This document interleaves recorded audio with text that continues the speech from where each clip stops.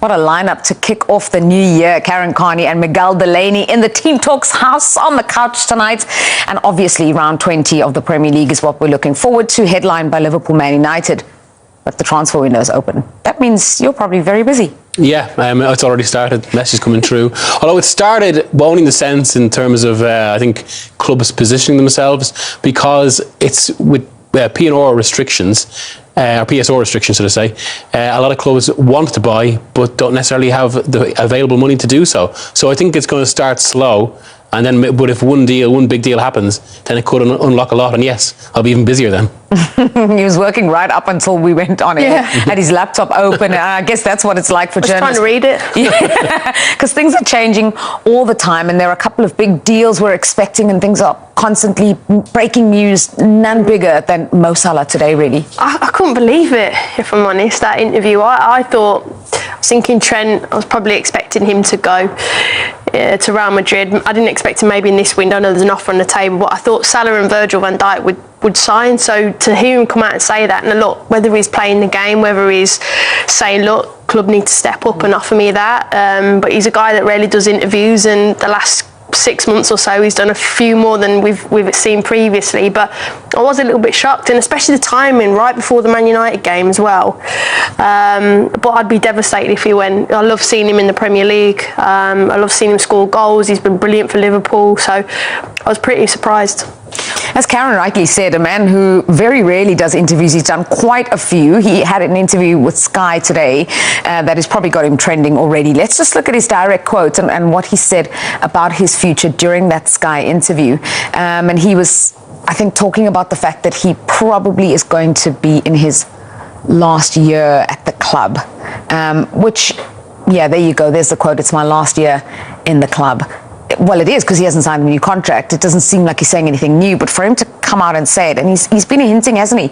I'm more out than in. Yeah. Now it's my last year in the club. It feels like it's almost like every month he's getting progressively stronger. As you say, before he said, no, more out than in. Then there was that moment after the Southampton game where he said there was no offer, and now he's saying it's my last year, albeit with a caveat. And that's why, as strong as the words are, and obviously it's a very big headline, I'm actually not too sure that much has changed in terms of the story. My suspicion is still that, and from what I've heard as well, is that it's him attempting to force the situation. He wants to say. Give us the numbers. I think you know a bit more than this. You're on top of it. What does he want? What's well, I mean, so the talk, though, I mean, it's been reported in media, it's what we've heard also, is that it would involve an increase of at least around 100,000 a week. So we're thinking from, I mean, again, with wages, we're usually talking ballpark figures rather than specifics, because we don't have the contracts. But like, so a jump from around 300,000 to 400,000. And I think from what I've heard, Liverpool will be willing to commit to that for the first 2 years.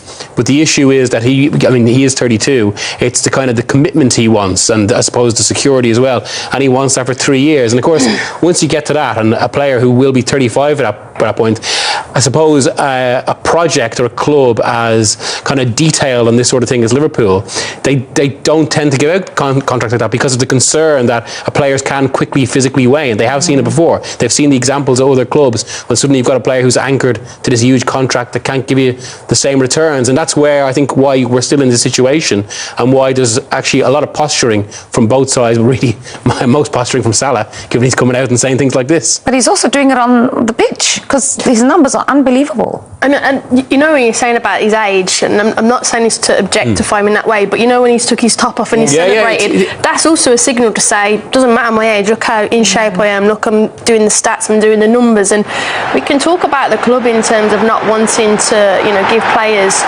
at 32 contracts, but how have they left three players to get to this position in no contracts is beyond me. But this guy is crushing it, and I think the way that Arne Slot plays as well, less heavy metal, so it's less intense, actually suits Salah and perhaps players that are over 30. But I hate this thing of when you hit 30, it's always like downwards.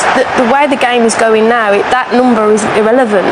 And I think it's changing. People are breaking that time and time every season. And look at the four of the most famous players of the last decade, or last century really.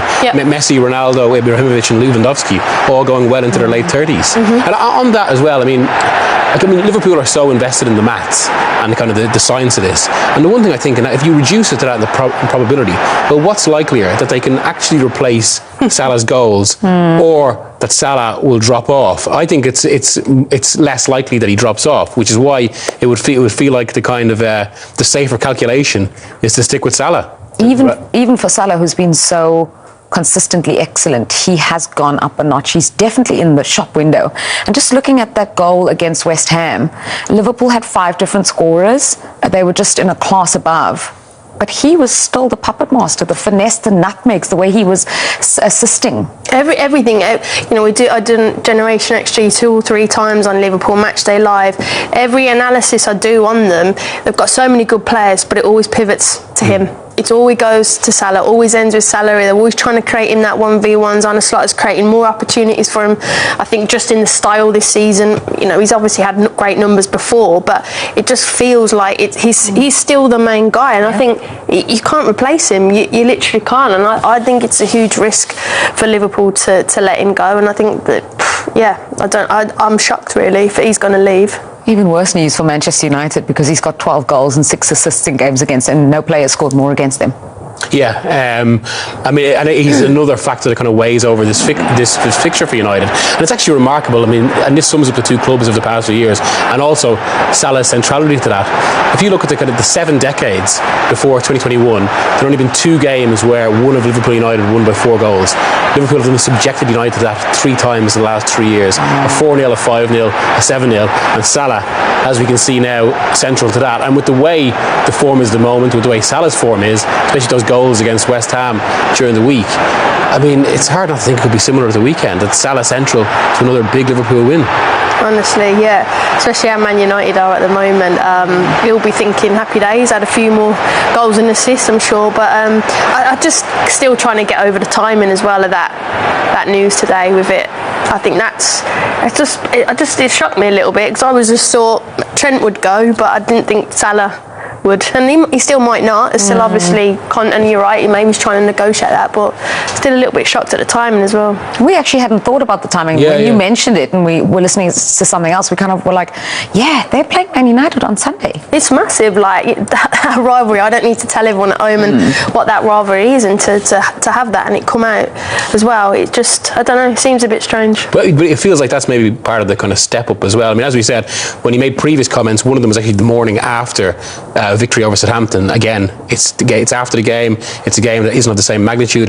Whereas this, and even though maybe we're seeing in the sense of Liverpool or Salah not necessarily looking at Manchester United in the same way he used to, it still is, as you say, it's the biggest fixture in English football. The 2 most successful clubs, the 2 best supported clubs, most popular around the world, with all of that history to it, and not like despite form that can produce strange results.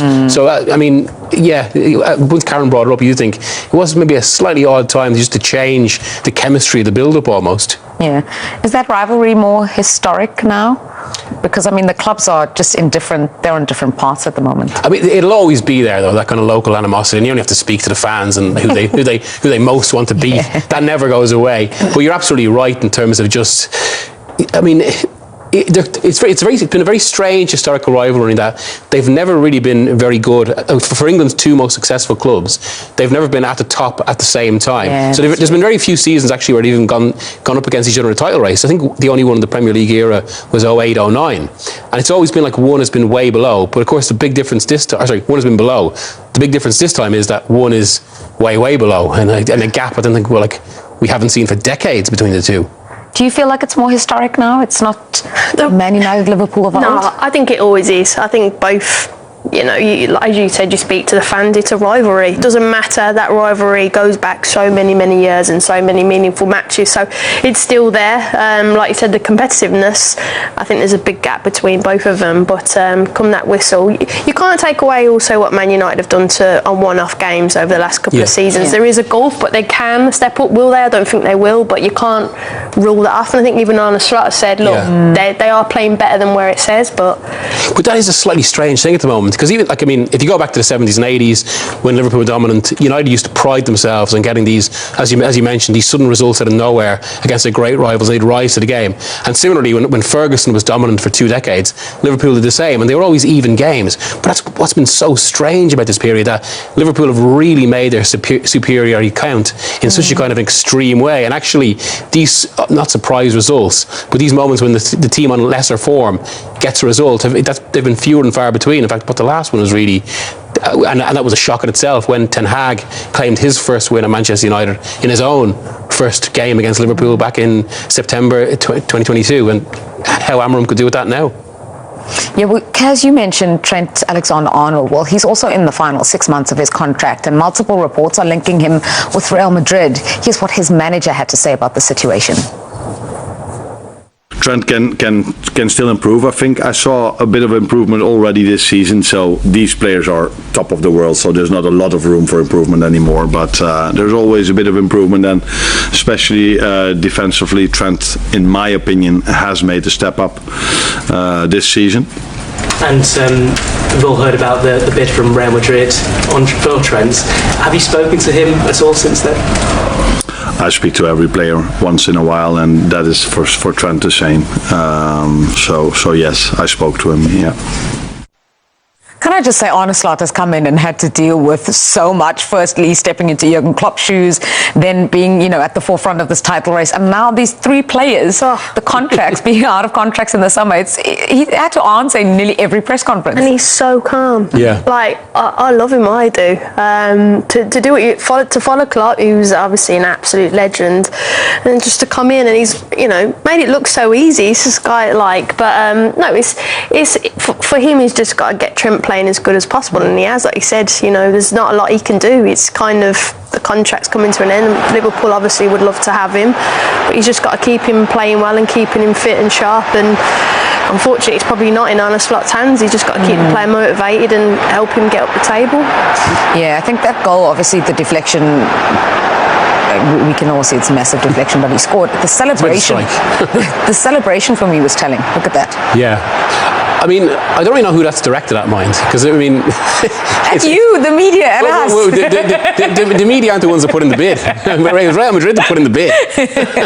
But I must say, actually, on that, I do find it's very strange. In terms of the way the window in the market works, I thought it was very odd behaviour from Madrid. I mean, it feels like that's the sort of move that might only serve to irritate people rather than make something likelier. The only time, actually, the only similar situation was when they wanted Kylian Mbappe in a similar situation last year, and they put in quite a low offer to try and get him out of Paris Saint-Germain a year before his contract is up.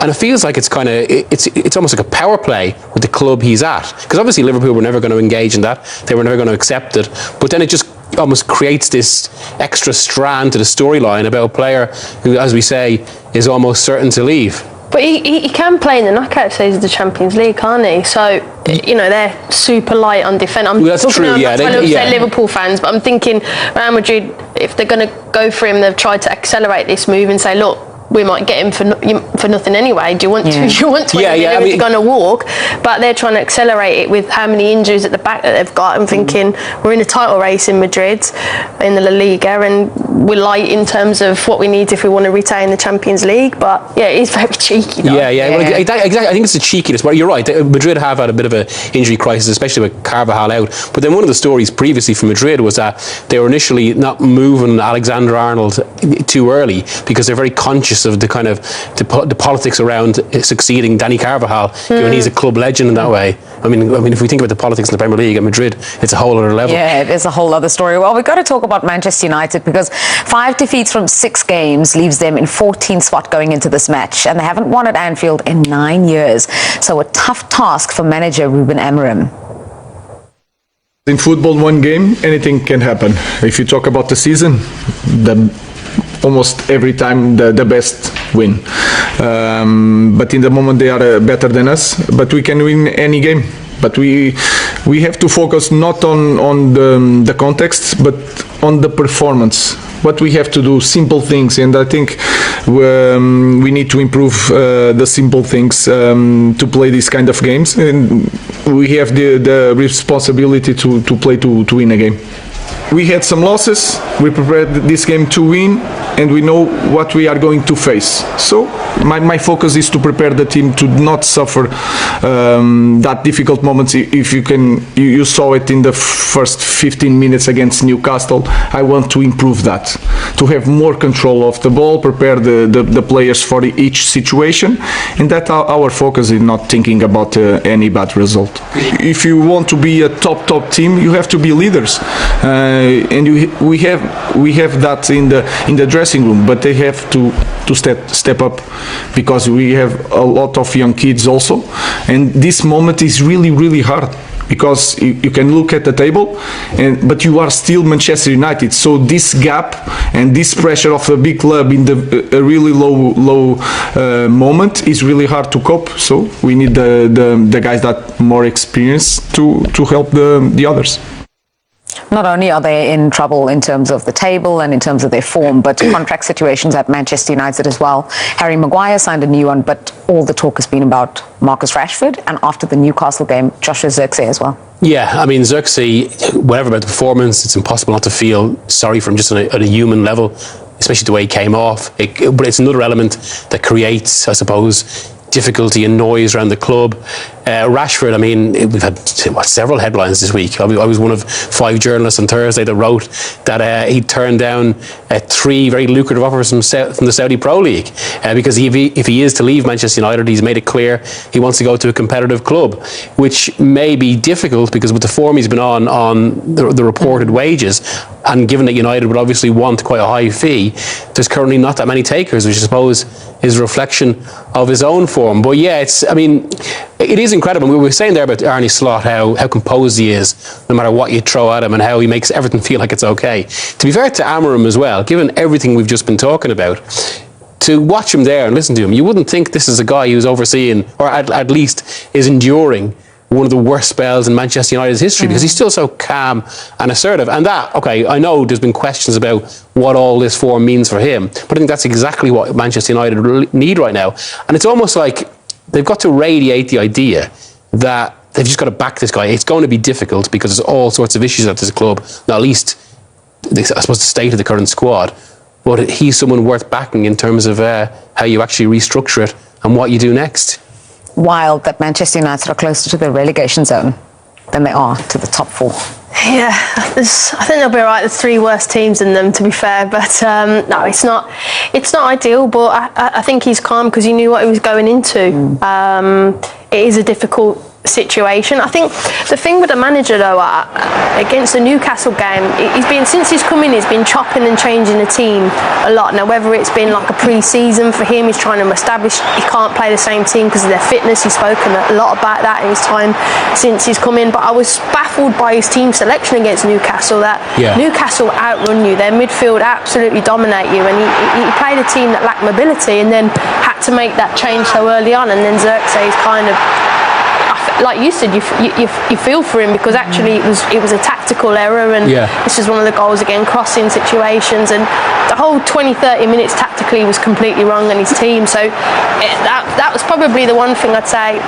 But he addressed it in his interview there. He knew they got dominated. In that situation, as a former player, like, I mean, we can all see what Amorim is trying to do, and it's a bit like Pep Guardiola in 2016-17 in his first kind of underwhelming season at City.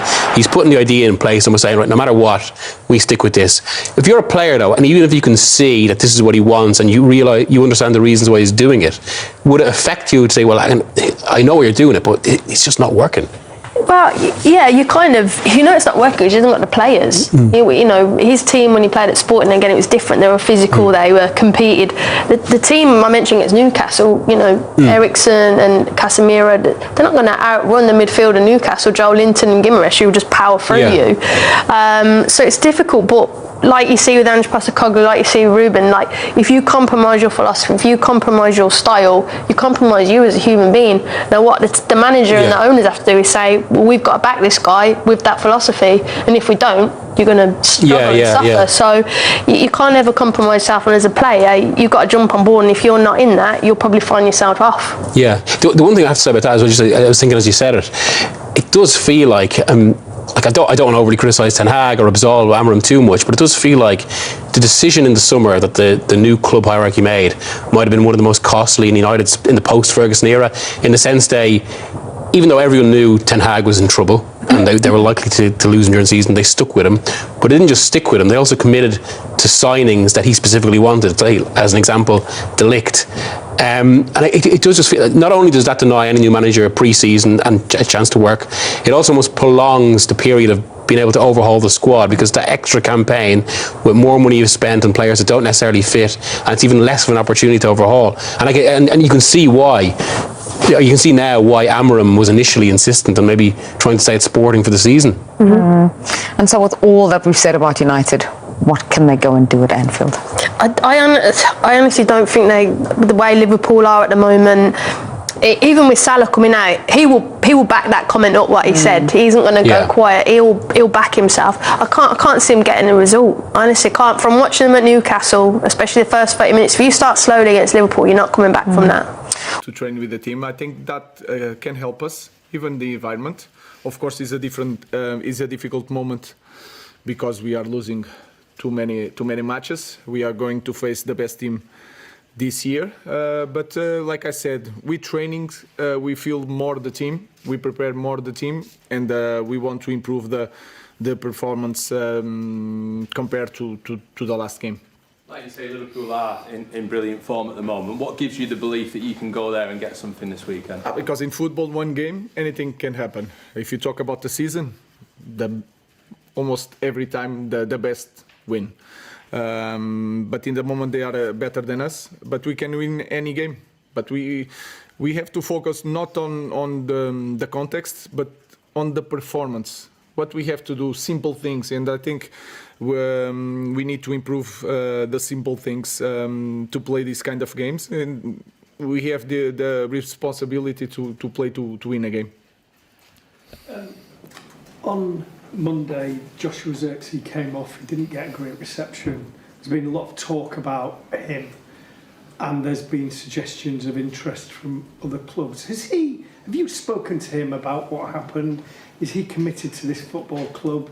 What is his situation? Yeah, his situation is the same the other players. He had that situation during the game. Is really hard for any player, but this can happen, and they understand this part of football. Sometimes you are in the good moment in your careers. Other time the things don't happen the way you like. So he's focused on. He trained very well, but we have to understand sometimes the players feel that lack of confidence, and then in the game they had difficult moments. But we have to move on and to pass to the next game. Two players who've been doing reasonably well, Harry Maguire and Ahmad. What is their contract situation? Because Harry Maguire, his contract's due to, both of them are due to expire quite soon. Yeah, Ahmad is near. Harry Maguire is going to trigger our option. I spoke with him this morning, and I told him that he has to improve his game on the pitch. We need him a lot. And also he needs to improve as a leader, because we all know